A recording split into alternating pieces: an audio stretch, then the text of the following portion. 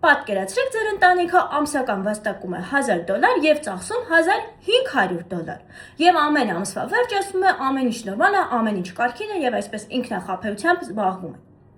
Բայց աշխատավարձը ստանալուն պես կատարում է ինչ-որ ընթացիկ վճարումներ, դա կլինի կոմունալները, սննդային հարցեր, վարձավճարներ եւ այլն, եւ ամսվա վերջ գումարը դիցուկ ավարտվում է։ Ինչ են անում։ Իհարկե վերցնում են պարտքումից, ընկերոջից, բանկից, վարկային քարտից եւ այլն եւ այլն։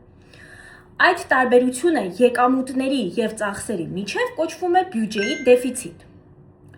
Հիմա պատկերացնենք, որ այդ ընտանիքի փոխարեն պետությունն է։ Պետությունն է ունի իր եկամուտները, մասնավորապես դա արտահայտվում է հարկերի տեսքով եւ ունի իր ծախսերը ամենատարբեր ոլորտներում, մասնավորապես դրանք կարող են գնալ աշխատավարձերի, պարգևավճարների, ճանապարհների, դպրոցների, անվտանգության, պաշտպանության եւ ամենատարբեր ոլորտների վրա։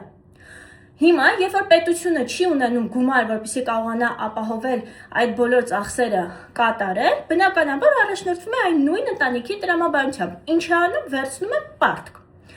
Եվ երբ որ օրինակ ընտանիքն է պարտք վերցնում, եւ հաճախ է դա տեղի ունենում, կամ չեն կարողանում պարտքը ժամանակին մարել, վճարել, սկսում է անհանգստանալ բանկը, չէ՞, սև ցուցակ են գցում, հաջորդ անգամ չեն տալիս պարտքը։ Պետությունների պարագայում դա նաեւ ազդում է ներդրողների հոսքի վրա, ներդրողներն են սկսում որոշակի չափով անվստահություն ունենալ եւ հաջորդ անգամ ավելի դժվարությամբ ներդրումներ կատարել երկրում։ Իսկ սա պատճառահետևանքային կապով մենք հասկանում ենք, որ մեծ կապ ունի շուկայական զարգացման եւ տնտեսության առաջընթացի համար։ Դեֆիցիտը ինքնին միշտ չէ, որ վատ բան է նշանակում։ Եթե այն ներդրում է, այսինքն օրինակ ուղղված է ենթակառուցվածքների,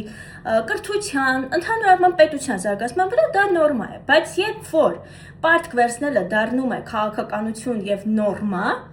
ահա այդ ժամանակ է ծագում խնդիրը, որովհետև ապագայի հաշվին մենք մեր գոյն ենք պահպանում, այսպես ասած, եւ փորձում ենք ջրի երեսին համակարգը պահել, որպեսզի կարողանանք հաղթահարել ինչ-որ ծախսեր եւ եկամուտների ու ծախսերի միջև այդ հարաբերակցությունը փորձում ենք նվազեցնել։